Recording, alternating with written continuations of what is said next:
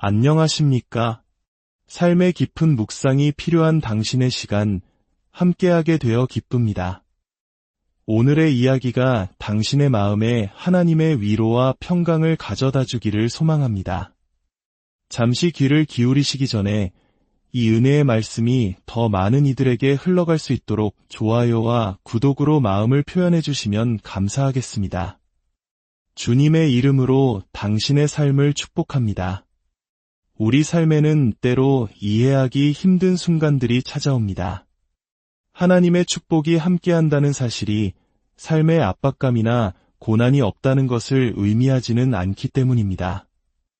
우리는 종종 우리가 느끼는 감정과 생각들 속에서 혼란에 빠지곤 합니다. 마음속 깊은 곳에서는 이런 목소리가 들려옵니다. 나는 분명 축복받은 사람이야. 하나님을 신뢰해야 한다는 것도 알아. 그분께서 이전에도 내 삶에 어떻게 역사하셨는지 똑똑히 보았으니까. 그래, 나는 축복받았어. 수없이 많은 순간 그분은 나를 위해 길을 열어주셨지. 하지만 동시에 또 다른 속삭임이 우리를 괴롭힙니다. 그런데 요즘 왜 자꾸 새벽 3시면 눈이 떠지는 걸까? 단순히 물을 많이 마셔서가 아닌데 해결할 방법을 도무지 찾을 수 없는 문제들이 머릿속을 떠나지 않아. 나는 분명 축복받았는데 말이야. 오해하지 마십시오. 이것은 불평이 아닙니다. 우리 모두가 겪는 솔직한 현실입니다. 나는 축복받았어. 하지만 다음 주 수요일에 다시 병원에 가야 해. 물론 하나님은 나의 치료자, 여호와 라파이시지. 하지만 의사가 나에게 무슨 말을 할지 솔직히 두려운 마음이 드는 건 어쩔 수 없어. 이것은 비단 저만의 이야기가 아닐 겁니다. 오늘 당신이 이곳에 가져온 마음속 하지만의 이야기일 것입니다. 한 식당 사장님은 이렇게 말했습니다. 하나님께서 이 식당을 열게 해주셔서 정말 감사해요. 하지만 요즘 어깨 통증이 너무 심해서 새벽 4시에 나와 일하는 게 너무 힘듭니다. 목사님, 저를 위해 기도해 주세요.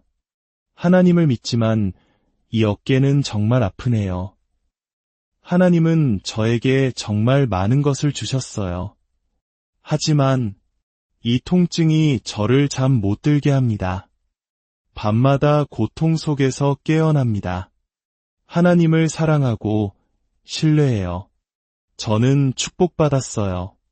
하지만 여러분, 이 점을 혼동해서는 안 됩니다. 내가 짊어진 삶의 무게가 하나님을 향한 내 사랑이 부족하다는 증거는 아닙니다. 또한 나를 향한 그분의 사랑을 내가 의심하고 있다는 뜻도 아닙니다. 네, 저는 축복받았어요. 하지만 이 지긋지긋한 중독이 저를 계속해서 무너뜨리고 있어요. 네, 저는 축복받았어요. 하지만 왜 제가 감정적으로 폭식하는지 저 자신도 이해할 수 없어요. 그래서 시도하는 다이어트마다 실패하고 맙니다. 무언가 보이지 않는 힘이 저를 계속 음식 앞으로 끌어당기는 것 같아요. 물론 세상 어딘가에는 먹을 것조차 없는 사람들도 있다는 것을 압니다. 그래서 불평하려는 것이 아닙니다. 하나님이 주신 것에 감사하지 않는다는 뜻도 아니고요. 하지만 그럼에도 불구하고 이 문제는 여전히 저의 현실입니다. 저는 축복받았어요. 하지만 제 자신을 통제할 수가 없어요. 보이지 않는 무언가와 씨름하고 있기 때문에 어떻게 해야 할지 모르겠습니다. 저는 죄를 용서받았습니다. 하지만 아직 죄로부터 완전히 자유롭다는 느낌이 들지 않아요. 주님의 보혈 아래 모든 죄가 씻겼다는 것을 알지만 여전히 제 삶 속에서는 죄의 그림자가 어른거립니다. 사람들 앞에서 올바른 말을 하고 함께 찬양을 부를 수는 있지만 저는 축복받았지만 하지만 어쩌면 당신은 이런 어두운 이야기를 듣고 싶지 않을지도 모릅니다. 하지만 이것이 바로 우리의 현실입니다. 때로 사람들은 저에게 말합니다. 목사님의 설교를 통해 수많은 사람들이 하나님을 만난다니 정말 놀라운 축복이네요. 네, 맞습니다. 그것은 정말 큰 축복입니다. 하지만 저에게도 어두운 밤은 있습니다. 모든 것이 성령님의 인도하심이고 그분의 역사이며 제 능력이 아님을 믿습니다. 하지만 때로는 지난주에 했던 설교처럼 단 한마디만 외치고 단상에서 내려오고 싶은 충동을 느낄 때도 있습니다. 성경 속에서 우리는 이와 같은 깊은 고뇌에 빠진 한 인물을 만날 수 있습니다. 바로 야곱입니다.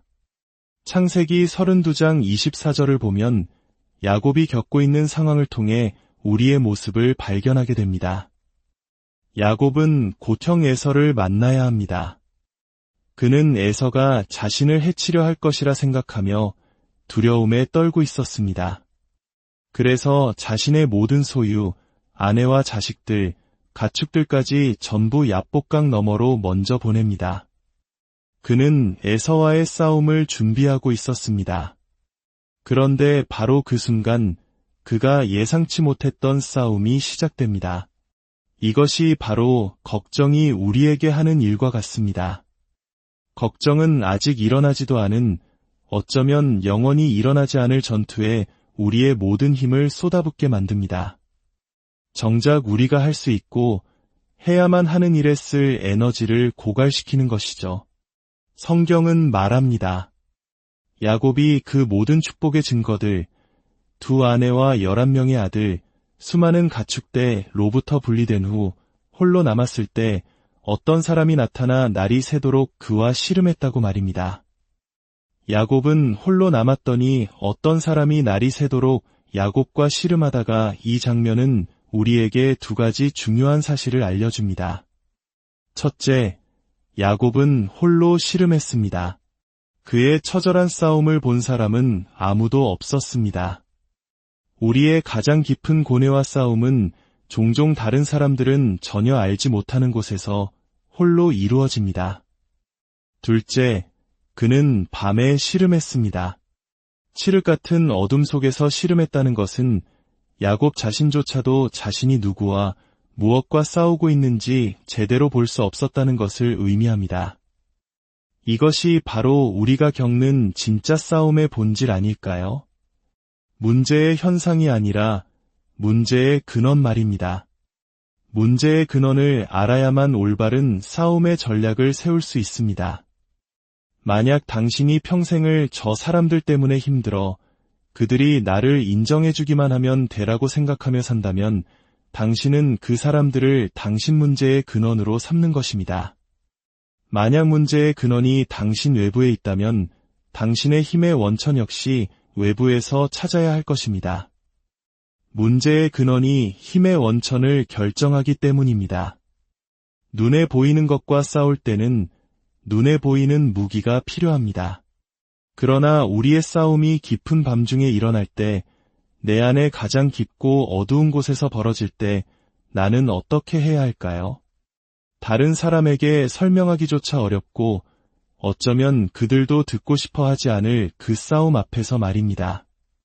나는 축복받았지만, 나는 감사하지만, 나는 먼 길을 걸어왔지만, 솔직히 말해 주일 아침에는 나는 축복받았습니다라는 긍정적인 메시지만 전하는 것이 훨씬 쉽습니다.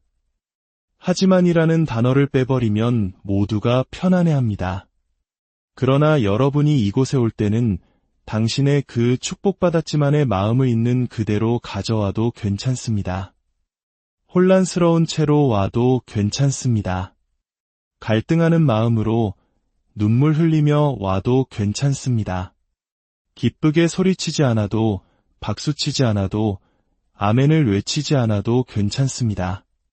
성경 구절을 줄줄 외우지 못해도, 사도신경을 완벽하게 암송하지 못해도 괜찮습니다. 갈등하는 마음 그대로 당신의 축복받았지만을 가지고 이곳에 오십시오. 때로는 답을 찾지 못한 채 돌아갈 수도 있습니다. 하지만 두 손을 들고 이렇게 고백할 수 있다면 그것으로 충분합니다. 오늘 나는 하나님을 새롭게 만났고 그분께서 모든 것이 괜찮을 것이라 말씀하셨다. 당신은 축복받았습니다. 하지만 여전히 고군분투하고 있습니다. 당신은 축복받았습니다. 하지만 여전히 의문이 듭니다. 당신은 축복받았습니다. 하지만 15년 전에 입은 상처가 아직 완전히 아물지 않았습니다. 저는 축복받았어요. 하지만 저에게 상처 준 그들을 아직 온전히 용서하지 못하는 제 자신이 있어요. 저는 축복받았어요. 하지만 여전히 그 기억을 마음속으로 되풀이하고 있어요. 저는 축복받았어요. 하지만 압박감이 몰려오면 여전히 과거의 잘못된 습관으로 도망치려 해요. 저는 축복받았어요. 하나님이 정말 많은 것을 주셨지만 내가 과연 이 모든 것을 지켜낼 수 있을까 하는 두려움에 많은 시간을 보냅니다.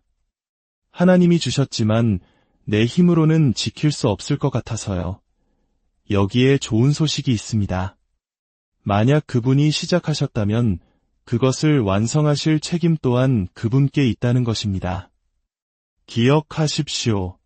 근원이 전략을 결정합니다. 만약 그 축복이 당신의 노력에서 비롯된 것이라면 그것을 유지하는 것은 당신의 책임입니다. 하지만 그 축복이 하나님으로부터 온 것이라면 제 삶에서 배운 것이 있습니다. 제가 하나님께 찬양을 드릴 때 제 어깨의 압박감이 사라진다는 것입니다. 세상이 시끄러운 소리로 우리를 공격할 때 우리 또한 목소리를 높여 믿음으로 맞서 싸워야 합니다. 사탄이 당신에게 에서는 너를 죽일 거야 라고 속삭일 때 당신은 하나님을 향해 이렇게 선포해야 합니다. 주님은 약속하셨습니다. 저에게는 주님의 말씀이 있고 확신이 있습니다. 저는 지금 주님의 뜻 한가운데에 있습니다. 야곱의 이야기는 참으로 놀랍습니다. 그는 평생 자신이 원하는 것을 움켜짐으로써 축복을 얻어온 사람이었습니다. 그는 대단한 야심가였습니다. 그가 태어날 때 쌍둥이 형에서가 먼저 나오고 있었습니다. 그러자 야곱은 형의 발꿈치를 붙잡고 따라 나왔습니다.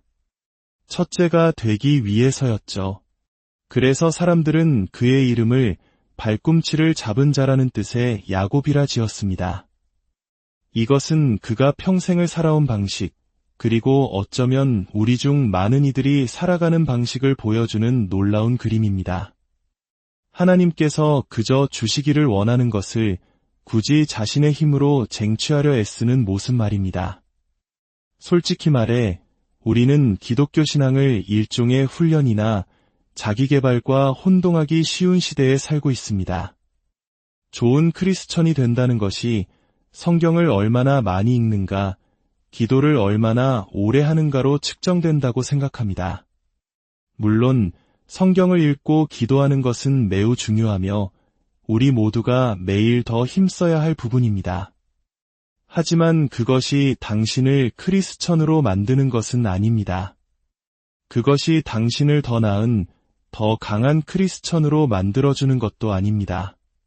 하나님의 방식, 복음의 방식은 그것이 아닙니다. 제 삶의 너무나 많은 시간을 저는 하나님의 축복이란 내가 꽉 붙들지 않으면 나라가 버리는 무언가라고 생각하며 살아왔습니다. 그러나 야곱은 그 어두운 밤의 시름 끝에 깨닫습니다. 진정한 축복은 내가 움켜쥐어서 얻는 것이 아니라 내가 그분께 붙들릴 때 주어진다는 것을. 그 시름의 끝에 그의 환도뼈가 부러집니다. 그의 힘과 의지의 상징이 무너져 내린 것입니다. 그는 더 이상 자신의 힘으로 설 수 없게 되었을 때 비로소 하나님의 사람 이스라엘이라는 새 이름을 얻습니다.